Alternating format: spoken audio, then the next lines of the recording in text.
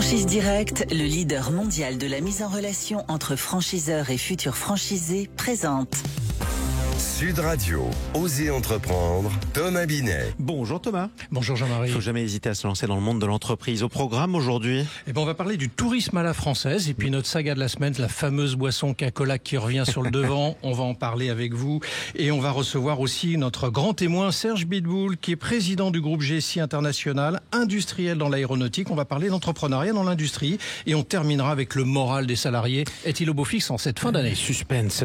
Elle est tout de suite en partenariat avec le magazine Entreprendre. Thomas, vous nous parlez du tourisme à la française qui serait sur le point de ne plus exister vraiment? Mais oui, absolument, parce qu'après le Club Med, Jean-Marie, racheté depuis de nombreuses années par le conglomérat chinois Fosun, c'est au tour du numéro 2, le groupe touristique Promo Vacances Fram, de passer dans les prochaines semaines sous pavillon étranger, en l'occurrence l'ADNEC, une filiale d'un des 3 fonds souverains d'Abu Dhabi. Alors comment on explique cette radia? Alain de Mendoza, vous vous souviendrez de ce nom, avait repris la société en 2016 alors qu'elle était en redressement judiciaire. Il est passé de 350 à 660 millions d'euros de chiffre d'affaires en 8 ans. C'est une belle progression. Oui, bravo. 850 000 clients au passage.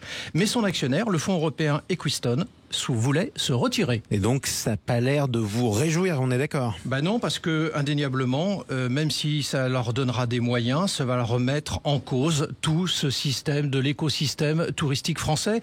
Et du coup, on n'aura plus de champions dans ce domaine. Et ça, c'est quand même triste parce que c'était une belle saga, en tout cas le tourisme à la française. On parle d'une autre saga. Elle nous parle évidemment, c'est la fameuse boisson Cacolac. Oui, vous vous souvenez de la marionnette de Jean-Pierre Papin, j'imagine, dans les Guignols et de son fameux Cacolac Light, qui en avait fait la star des années 80 et 90. Eh bien, c'est une marque qui a été créée d'abord en 1954 et que l'on retrouve aujourd'hui dans plus de 70% des cafés, hôtels, restaurants, les fameux CHR. Elle est également déclinée en épicerie et en grande surface. C'est plus de 20 millions d'unités vendues, mais elle a perdu un peu de sa superbe dans les bars où sa présence est en revanche seulement de 20%. Mais pourtant, cette marque, vous nous dites qu'elle compte se redévelopper dans les prochaines années. Elle compte s'y prendre comment? Son président, Christian Maviel, veut revenir sur le devant de la scène. Ils ont lancé pour cela le Cacolac Vanille, donc nouveau goût, et comptent se renouveler un peu chaque année. Il faut dire qu'ils subissent une concurrence accrue avec 30 concurrents aujourd'hui contre 10 à l'époque, et manque de visibilité. Alors ce qui est sûr, c'est que 2024, selon eux, sera l'année de leurs 70 ans et ils l'abordent avec de très grosses ambitions. Eh bien, on va boire un Cacolac à leur santé. En tout cas, tout de suite, mon cher Thomas, on accueille votre grand témoin du jour. Nous sommes avec Serge Bitbull. Bienvenue sur Sud Radio, Serge Bitbull. Bonjour, merci. Vous êtes le président fondateur de GSI International. Vous allez nous parler entrepreneuriat dans le monde industriel. Serge Bitbull, vous êtes un industriel qui a toujours été fasciné par les grands navigateurs et les explorateurs. Vous avez nourri des rêves de voyage et de découverte dans les années 80. Avec 20 000 francs, soit 3 000 euros à peu près en poche, vous avez créé un bureau d'ingénierie et de conseil et vous deviendrez le numéro 1 français. Mais c'est le projet Skylander, un nom sorti tout droit d'ailleurs d'un James Bond, on pourrait l'envisager comme tel, qui modifiera le cours de votre existence. Skylander, on va en parler un instant parce que c'est ce qui a quand même fait le tournant de votre carrière. Un projet fou d'un bimoteur à hélice pour nos auditeurs, capable de transporter 19 passagers et près de 3 tonnes de fret dans des conditions climatiques et d'atterrissage extrêmes. Pour mener à bien votre projet révolutionnaire, vous aviez reçu 20 millions d'euros d'avance remboursable de la part de la région Lorraine. Vous embauchez entre 2008 et 2012 170 ingénieurs. Vous avez une précommande de la part de FedEx et d'autres de plus de 300 avions. Et tout d'un coup, tout le système va se gripper. Que s'est-il passé, Serge Bitbull? C'est une histoire à laquelle il faut revenir en arrière pour comprendre.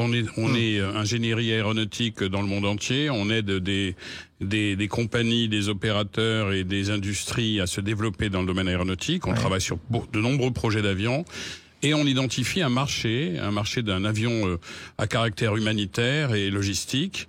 Et on identifie aussi des opérateurs qui sont absolument intéressés par cet avion. Donc on décide, on a 20 ans d'expérience à ce moment-là, on décide de lancer cet avion. Le Skylander. Qu'on va appeler le Skylander, c'est en honneur à Desmond Norman qui a travaillé avec nous au départ sur l'Islander et Trislander qui se sont vendus à 1500 exemplaires. Donc on est sur quelque chose de très solide. Effectivement, on a un retour client qui est extraordinaire. Et nos équipes démarrent. On nous demande de venir en Lorraine parce que la Lorraine, rappelez-vous, c'est démilitarisé et également désindustrialisé. Donc on vient en Lorraine, on s'y installe, nos équipes arrivent, on recrute du personnel en France et dans d'autres pays. C'est un très beau succès. On a des commandes, des précommandes de très nombreuses de la part de sociétés comme FedEx, Russie, etc. Et tout d'un coup, le financement qui doit arriver s'arrête. Nous-mêmes, nous avons investi 80 millions d'euros en tant que société. La région Lorraine nous subventionne à hauteur de 20 millions. Il est encore nécessaire d'avoir des fonds, comme tout programme aéronautique d'ailleurs dans le monde. Et la machine se grippe, ça s'arrête et nous sommes obligés d'arrêter l'activité. Serge Wittboul, vous l'arrêtez, dont acte. Mais derrière cette situation, on peut se poser quand même une question. Vous l'arrêtez parce qu'il y a un système qui, quelque part, vous oblige à l'arrêter. Est-ce qu'on peut aujourd'hui être un industriel indépendant en France ? Je pense qu'il est relativement difficile d'être industriel indépendant. Ça va peut-être dépendre aussi de l'industrie, mais je crois qu'il faut, quand on entreprend en France, il faut bien connaître son écosystème, il faut bien connaître toutes ses composantes et être sûr qu'on ne rate pas une seule marche pour pouvoir réussir. Et je pense que je me suis pas assez préoccupé de toutes ces marches. Angélisme, naïveté, vous le qualifiez comment ? Je crois que c'est angélisme, je crois que c'est naïveté également, et je pense que j'aurais eu plus de contacts, j'aurais été intégré, je dirais, dans le système, dans l'écosystème. Je pense que ça aurait été beaucoup plus facile. Et surtout, cet avion aujourd'hui qui n'a pas été construit en France, qui a été abandonné, malheureusement pour la France, pour la Lorraine et puis pour nous, pour notre entreprise et pour nos actionnaires, cet avion a été recopié, a été reconstruit ou a été fait, redessiné aux États-Unis, est un grand succès aujourd'hui, bien sûr, pour le plaisir et de constructeurs et des sociétés, dont FedEx.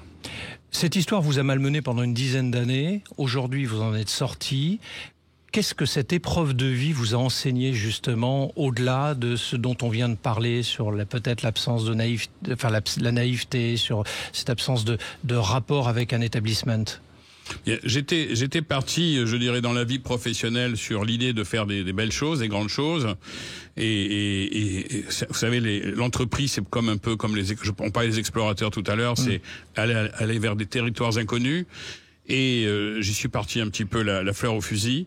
Et aujourd'hui, je m'aperçois que la vie d'entrepreneur est extrêmement difficile. Ce n'est pas un long fleuve tranquille.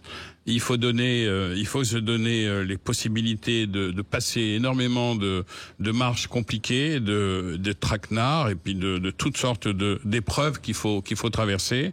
Donc ça m'a d'un côté. Justement, pardon, je vous interromps. On va parler des entrepreneurs parce que vous êtes là aussi pour, grâce à votre vécu, donner du témoignage et donner des conseils aux entrepreneurs qui nous écoutent ce dimanche matin. Alors, quel conseil ? S'il y avait un mot tout de suite, un conseil que vous voudriez donner à un entrepreneur qui nous écoute, ce serait lequel ? Déjà, c'est oser. Oui. C'est beaucoup placé, travailler, c'est ne pas compter ni ses nuits, ni ses jours, ni ses week-ends, c'est être en permanence à l'écoute. Oui. À l'écoute du marché, de l'écosystème, des institutions, des équipes, des collaborateurs, des clients. Et puis surtout, avoir énormément d'enthousiasme, c'est avoir l'esprit de trouver des solutions, de jamais s'arrêter à un barrage, à une barrière, à quelque chose. Et c'est comme ça qu'on y arrive. Et savoir s'entourer probablement aussi. Savoir s'entourer, c'est bien évidemment quelque chose de primordial, absolument. Merci Serge Wittboul. À la suite de Sud Radio, tout de suite, les essentiels. Bruno, le spécialiste des fournitures et de l'équipement pour les professionnels, présente. Sud Radio, Osez entreprendre, les essentiels de l'entrepreneuriat. Et après le moral d'un entrepreneur, Thomas, vous nous parlez de celui des salariés. Où est-ce qu'ils en sont aujourd'hui ? Est-ce qu'ils sont heureux d'être dans leur entreprise ? Ça va mieux que dans le passé, bien évidemment. C'est une étude IFOP, Nocom et France Invest. 81% des sondés sont satisfaits de leur situation professionnelle. C'est le plus haut score reconnu depuis 2019. 83% sont positifs sur la santé économique de leur entreprise et 74% sont attachés à leur entreprise. Ça c'est pas mal quand même. Alors à quoi font attention les salariés dans leur entreprise ? D'abord la rémunération, c'est normal à tout point de vue, d'autant plus que nous sommes en période d'inflation. 45% placent ce point en tête de leurs préoccupations. Ensuite vient la sécurité de l'emploi en raison de la période anxiogène vécue. 42% l'indiquent. En deuxième préoccupation, l'ambiance au travail ainsi que les horaires sont regardés de près. Et dernier point, l'environnement fait partie pour 90%, l'écologie et l'environnement, des collaborateurs d'enjeux incontournables pour l'entreprise. Puis il a vu par la fenêtre du bureau, par exemple. Alors, est-ce qu'on peut en tirer d'autres enseignements ? Les salariés, Jean-Marie, souhaitent plus de temps libre. Alors, ils plébiscitent le télétravail alors que les patrons veulent de nouveau quand même du présentiel dans les entreprises. Donc ça, c'est un peu le problème rencontré par eux. Et 80% veulent la semaine de 4 jours, en particulier chez les moins de 35 ans. Donc on va voir ce que ça va donner dans quelques années. Bon, ça va être intéressant de regarder tout ça. Merci beaucoup Thomas. Restez avec nous. On va se retrouver dans un instant dans Oser investir. Et votre invité nous parlera investissement en crypto-monnaie. Est-ce que c'est dangereux ou est-ce que ça vaut encore le coup ? Sud Radio, Oser entreprendre, Thomas Binet. Avec Franchise Direct, le leader mondial de la mise en relation entre franchiseurs et futurs franchisés.